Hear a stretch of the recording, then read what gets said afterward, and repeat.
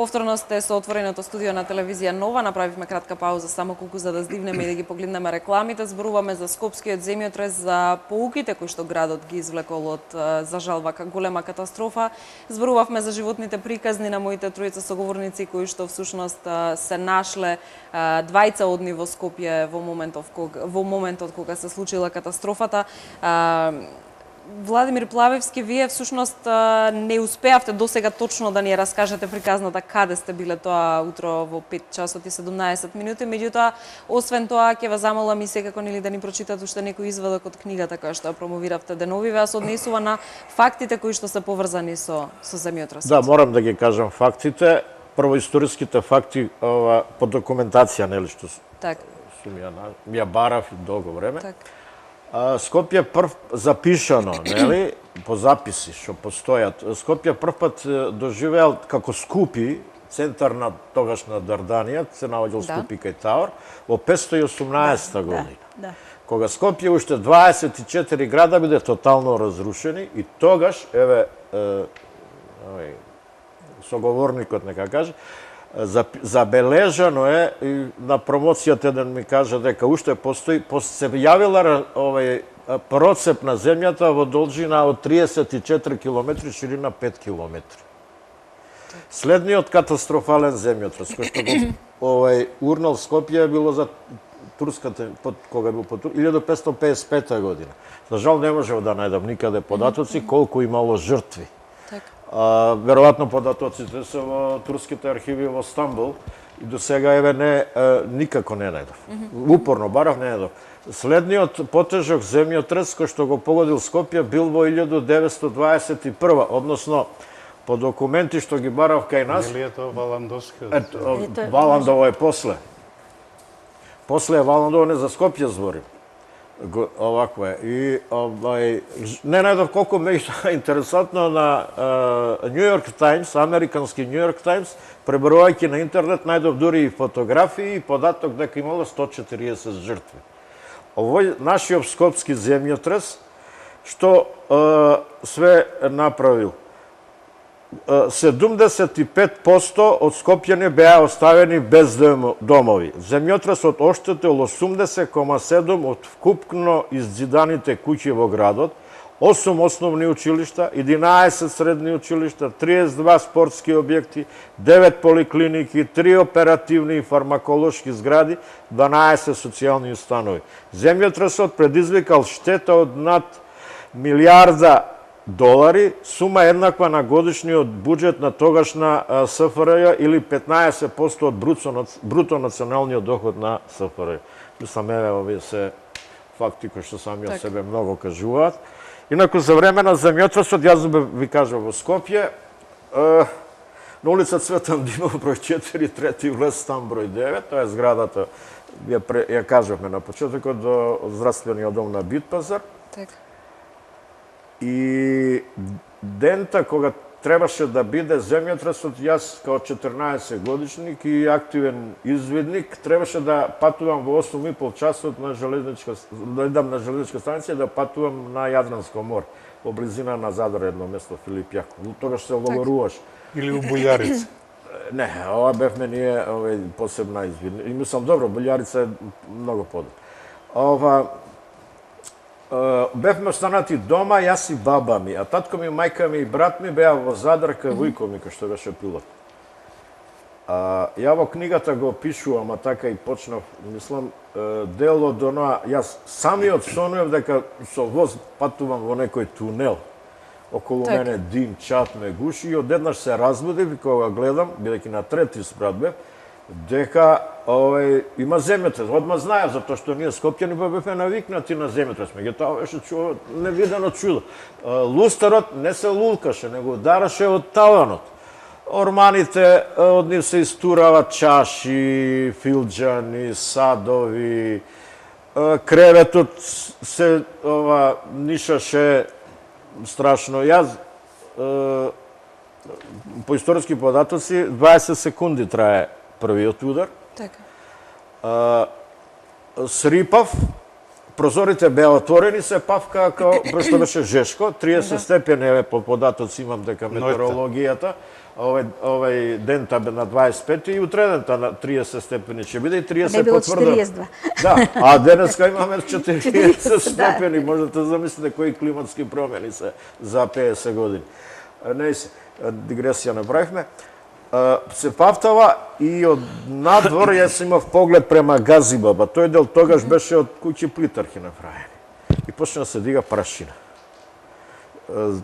Престана ударот, јас се облеков, кратки панталони, мајца, апостолки и ме фати вториот удар. Иначе ударот, јас после ги анализирав по ова карактеристично и ден денеска, ударот идеше со страшна бучава. Бучавата, уствари, која предизвикува паника. Најголем страв. Стравот ви се јавува. Онда со удар на занесување и над зидот се појави пукнатина диаметрална. Од едната страна над зидот према другата. Диагонална. Диагонална, да, диагонална. Од едната на другата страна. Почна вториот удар, се јави обратна пукотина. Тоа се карактеристични пукнатини кои се во X. Значи ја после гледав и низ цело Скопје, еве ги и на сликите може да се видат, таа пукнатина која што одеше само на правец север-југ. Веројатно, значи, ударот беше север према југ и односно обратно во овој вториот кога настана. Вториот беше дури и по нешто не толку појак, ама појак и побучен. И тогаш ја слушам надвор викање, пискање, за помагање, мислам, јас мислам дека нешто е премногу страшно се случи. Меѓутоа активно работите, тогаш не ме паќа ни страв ни паника. Отидов по ходникот на врата до двора, вратата ја тргам, Не се отвара. Не се отвара вратата. Клапнала. Овакво е. Не, јасно ми е дека како иде се лула и во еден момент ја начекав на средина кога дојде, ја отворив.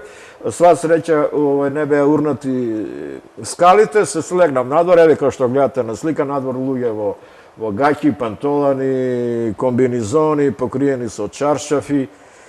И после едно 10 минути имаше трет удар, кој што беше многу послаб. Јован Поповски наведе дека биле 3 удари. 3, ама тој третиот, последниот беше многу послаб.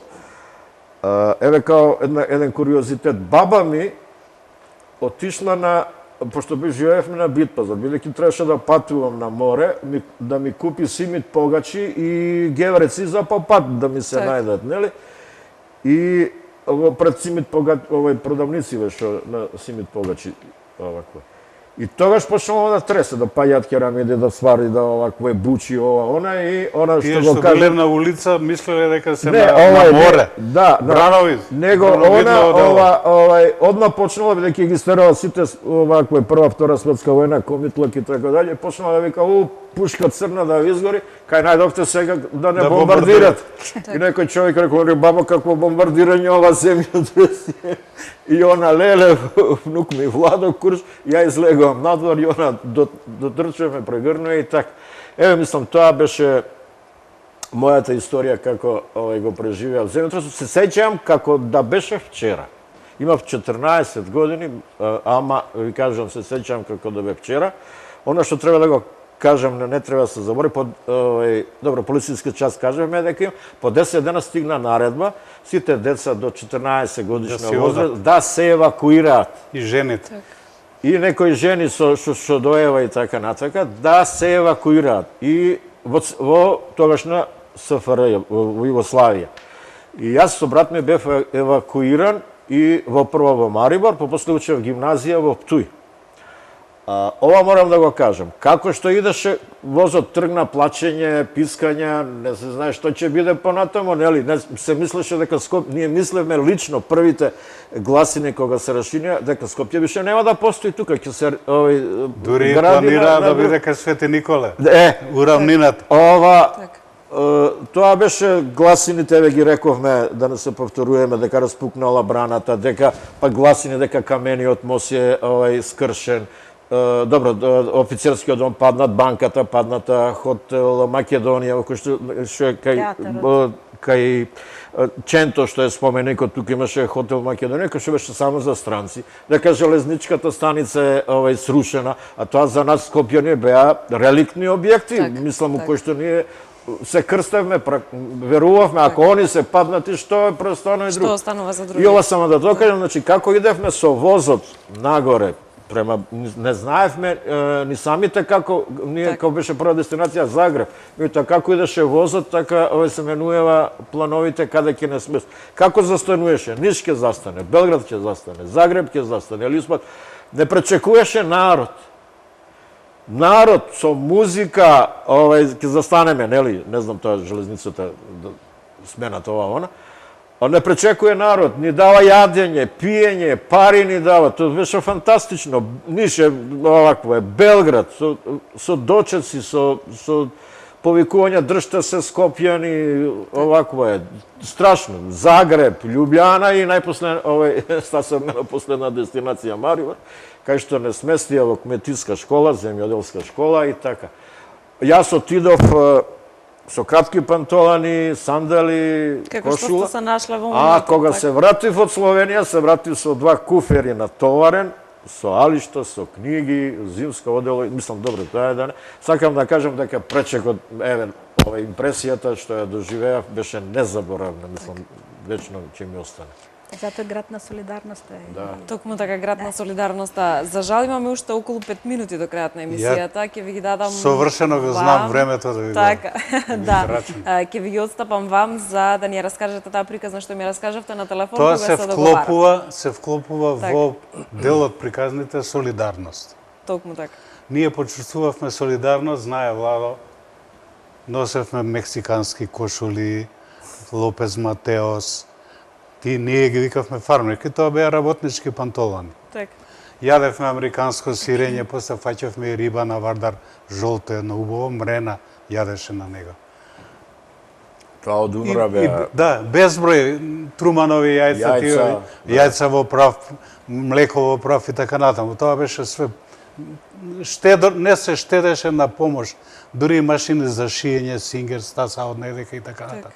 Без помошта беше безгранична. Слушавме само ни пристигнуваат и што растоваруваат. За пари не знам, нели кажуваат толку одвоиле волку и така натаму. Лани Филјана Кока ме покани, не на ваква, али избери кај сакаш да правиме. Му викам, кај ќе правиме ако не пред порталот на учителска школа. Така. Нели? Така као еден знаменит објект и така да промениме. Ние додавме се договараме за што ќе разговараме.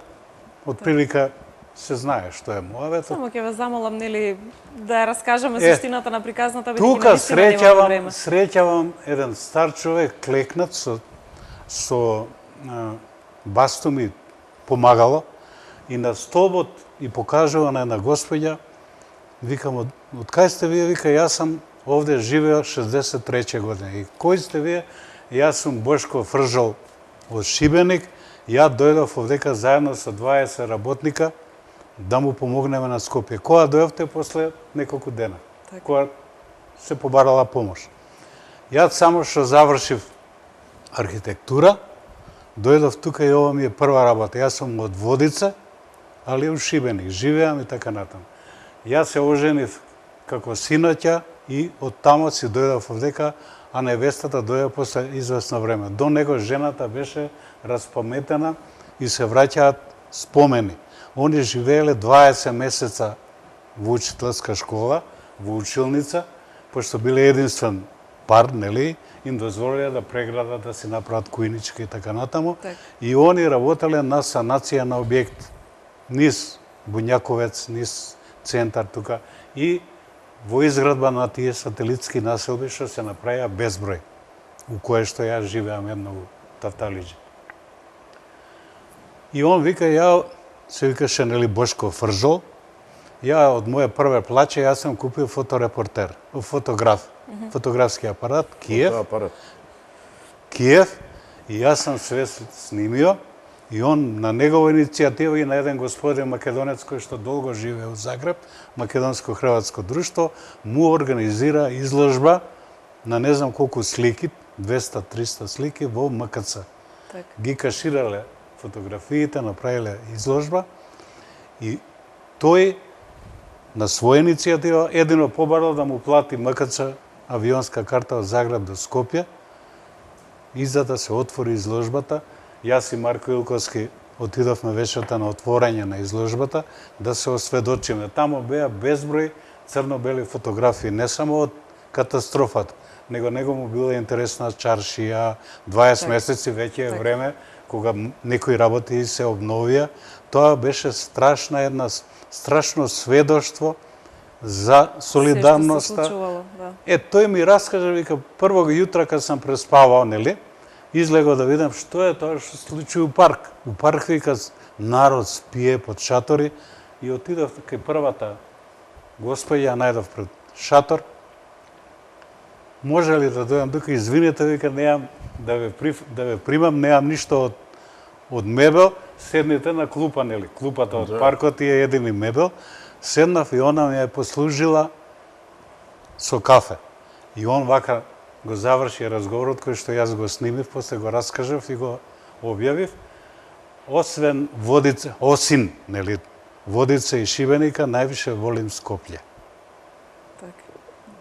Од прилика ги слушнавме приказните и на дел од странците кои што се затекнале овде. Вашите лични приказни ќе ми дозволите оваа емисија да посветиме на оние кои што изгубија некој во замјутросот.